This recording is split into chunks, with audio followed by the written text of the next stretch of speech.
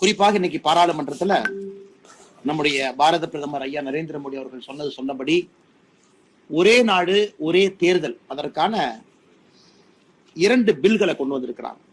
Bill number 275, bill number 276.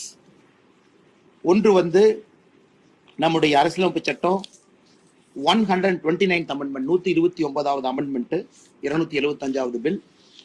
இன்னொன்று நம்முடைய union territory அவர்களுக்கு கொண்டு வந்திருக்கக்கூடிய அமெண்ட்மெண்ட் பில் 276. இது கொஞ்சம் விலாவரியாக நம்முடைய தமிழக மக்களுக்கு பத்திரிகை நண்பர்கள் மூலமாக பேச வேண்டும் என்பது எங்களுடைய ஆசை. காரணம், சரித்திரத்திலிருந்து நாம் ஆரம்பித்தோம்னா எதற்காக இதை கொண்டு வந்திருக்கின்றோம், எதற்காக பாரதிய ஜனதா கட்சி தொடர்ந்து பல ஆண்டுகளாக ஒரே நாடு ஒரே தேர்தலை வலியுறுத்துகின்றோம் என்பதும் கூட மக்களுக்கு இதன் மூலமாக விலக்கி சொல்ல வேண்டும் என்பது எங்களுடைய ஆசை. 1951 இந்தியாவில் மக்கள் தொகை கணக்கெடுக்க பிறகு நடக்கப்பட்ட தேர்தலில், பாராளுமன்ற தேர்தல் 1952 நடந்துச்சு. ஃபர்ஸ்ட் பார்லிமெண்டரி எலெக்ஷன் 1952 நடந்த தேர்தலில் பாத்தீங்கன்னா மொத்த பாராளுமன்ற உறுப்பினர்கள் 494 பேர் இருந்தாங்க. 494 பாராளுமன்ற உறுப்பினர்களுக்கு நாம் வாக்களித்தோம். அதன் பிறகு 1961 மக்கள் தொகை கணக்கீட்டின்படி நடந்த பாராளுமன்ற தேர்தலில் 522 உறுப்பினர்கள் இருந்தாங்க. அதன் பிறகு 1971 நடந்த கணக்கீட்டின்படி நடந்த பாராளுமன்ற தேர்தலில் 543 பேர் இருந்தாங்க. அப்ப 1971 மக்கள் தொகை அடிப்படையில பாராளுமன்ற உறுப்பினர்கள் நிர்ணயம் செய்திருக்கின்றோம். அது 543. கிட்டத்தட்ட அதைத்தான் இத்தனை ஆண்டு காலமாக 543 அப்படியே இருக்குது. இது நம்ம மிக முக்கியமாக இதை நாம் புரிந்து கொள்ள வேண்டும். காரணம், அன்றைக்கு இருந்த அரசு சில காரணங்களுக்காக இந்தியாவில் இருக்கக்கூடிய மக்கள் தொகை பக்கத்து நாடிலிருந்து வந்திருக்கக்கூடிய மக்களால் சில பிரச்சனைகள் வடகிழக்குல, அஸ்ஸாம்ல குறிப்பாக ஆரம்பமாக இருக்கிறது என்பதற்காக 42வது கான்ஸ்டிடியூஷனல் அமெண்ட்மெண்ட்டை கொண்டு வந்து நம்ம ஃப்ரீஸ் பண்ணோம். 30 ஆண்டுகள், 2001 வரை 30 ஆண்டுகள், 1971 நாம நம்முடைய பாராளுமன்ற உறுப்பினருடைய எண்ணிக்கையை நாம் அதிகப்படுத்த போவதில்லை என்று 2001 மாண்புமிகு பாரத பிரதமர் ஐயா அடல் பிஹாரி வாஜ்பாய் அவர்கள் இருந்த பொழுது அதை இன்னும் 25 ஆண்டுகள் அதை தள்ளி வச்சாங்க. அப்ப 2026 முடிவுக்கு வருது. 2026 அந்த 1971 மக்கள் தொகை அடிப்படையிலே கணக்கிட்ட 543 பாராளுமன்ற உறுப்பினர் என்பது 2026 அது எண்டாகும். அதன் பிறகு நம்முடைய பாராளுமன்றம் மாண்புமிகு பாரத பிரதமர் அவர்கள் அது என்ன செய்ய போறாங்க அப்படிங்கிறது நமக்கு எல்லோருக்குமே தெரியும். அதான் குறிப்பாக இன்னைக்கு அரசியலமைப்பு சட்டத்துல ஆர்டிகல் 327 அதுல ஒரு முக்கியமான 2 வார்த்தைகள் வந்திருக்கு.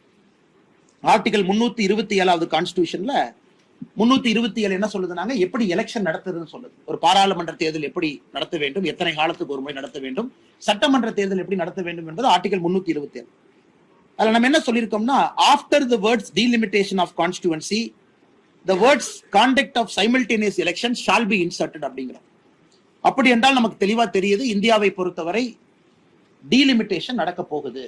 543 என்பது இன்னும் அதிகமாக போகுது என்பது ஆர்டிகல் 327 இன்னைக்கு இருக்கக்கூடிய பில்ல படிக்கும் போது நமக்கு தெரியுது.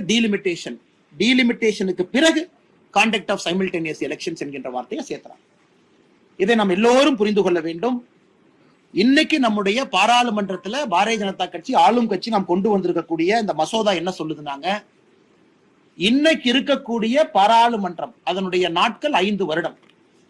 அது 2029 முடிவுக்கு வரும். 2029க்கு பிறகு ஒரு பாராளுமன்ற தேர்தல் நடக்கும். 2029க்கு பிறகு நடக்கக்கூடிய பாராளுமன்ற தேர்தல் அதனுடைய காலம் எத்தனை ஆண்டுகள் இருக்குமோ அதுதான் 2029க்கு பிறகு நடக்கக்கூடிய சட்டமன்றத்திற்கு எல்லாத்துக்குமே அதே காலம் தான். உதாரணத்துக்கு தமிழகத்தை உதாரணம் எடுத்துக்கலாம். இன்னைக்கு தமிழகத்துல சட்டமன்ற தேர்தல் 2026 வர இருக்கு. 2026 சட்டமன்ற தேர்தல் வந்த பிறகு நமக்கு ஒரு முழுமையான ஒரு மெஜாரிட்டி இருக்கக்கூடிய ஆட்சியோ அல்லது முழுமையான கூட்டணியோ நமக்கு அமைந்தால் அது 5 ஆண்டு காலம் ஆட்சியில் இருக்கும். அப்படி என்றால் 2031 வரை இந்த எலெக்ஷன் முடிஞ்சு வரக்கூடிய தமிழக அரசு 2031 வரைக்கும் ஆட்சியில் இருக்கும். இன்னைக்கு நம்ம கொண்டு வந்திருக்கக்கூடிய மசோதா என்ன சொல்லுதுனாங்க, 2031 நடக்கக்கூடிய தேர்தல் என்பது 2029 நடக்கக்கூடிய பாராளுமன்ற தேர்தலுடைய எத்தனை ஆண்டு காலம் இருக்கோ அதோட ஒத்து போகும். உதாரணத்திற்கு 2029 எலெக்ஷன் நடக்குதுன்னா 5 year பீரியட் 2034. அப்ப தமிழ்நாட்டுல 2031 நடக்கக்கூடிய தேர்தல் என்பது 2034 வரைதான். அப்ப 2034 ஒருவேளை 2029 தேர்தல் நடந்தால் 2034 ஒரே நாடு ஒரே தேர்தல் இந்த நாட்டில் இருக்கும் என்பதுதான் இந்த. இதை நிறைய அரசியல் கட்சி தலைவர்கள் தவறா புரிஞ்சுக்கிட்டாங்க, தவறா பேசுறாங்க.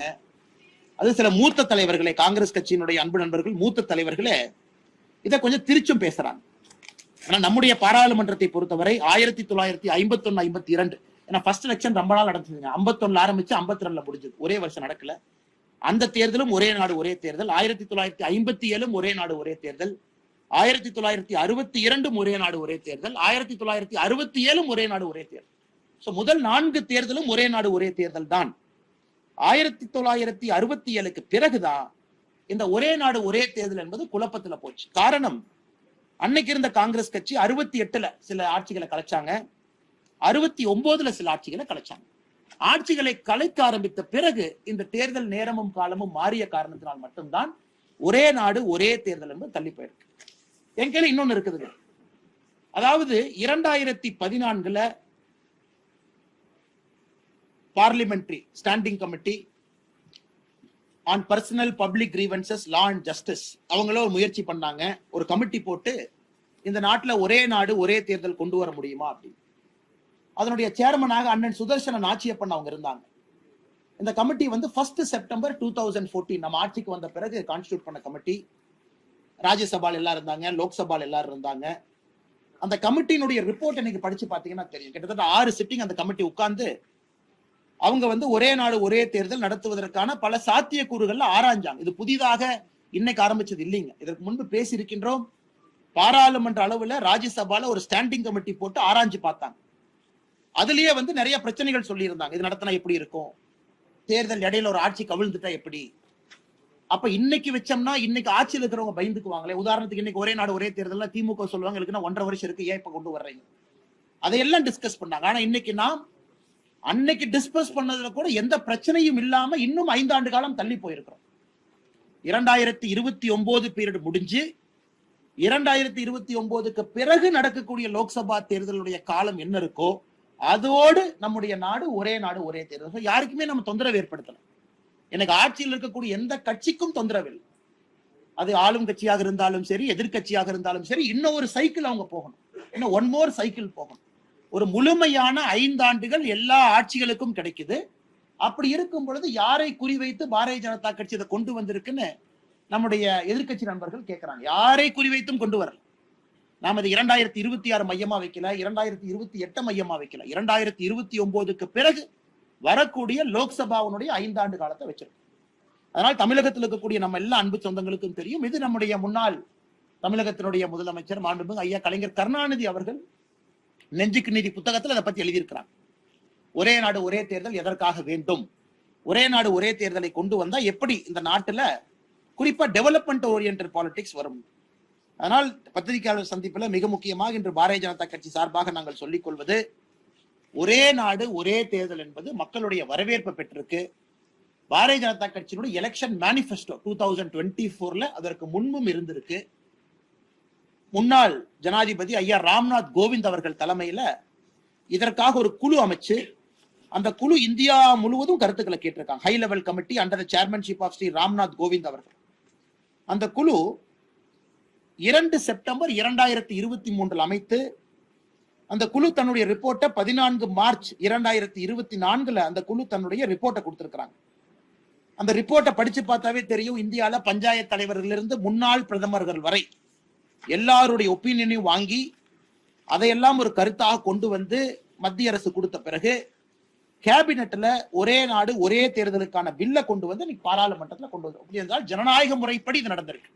ஏதோ நம்ம காலையில தூங்கி எந்திரிச்சு 10 மணிக்கு முடிவு பண்ணி 11 மணிக்கு ஒரே நாடு ஒரே தேர்தலை கொண்டு வரல. ஜனநாயக முறைப்படி ஒரு முன்னாள் ஜனாதிபதி தலைமையில் ஒரு குழு இந்தியா முழுவதும் கருத்து கேட்டு எல்லா எதிர்கட்சி ஆளும் கட்சி நண்பர்களுக்கு வாய்ப்பு கொடுத்து அதுல பாரதிய ஜனதா கட்சியினுடைய தேசிய தலைவர் JP நட்டா அவர்கள் அந்த குழு முன்னாடி போய் நம்ம கருத்தை நாம சொல்லி அதன் பிறகு இன்னைக்கு துரதிருஷ்டவசமாக எதிர்கட்சி நண்பர்கள் பண்ண அமளி துமளியில நம்முடைய பாராளுமன்ற சரித்திரத்துல முதலாக ஒரு பில்ல கொண்டு வர்றக்கே வாய்ஸ் ஓட் நடத்த வேண்டிய நிலைமை ஒரு ஆளுங்கட்சி.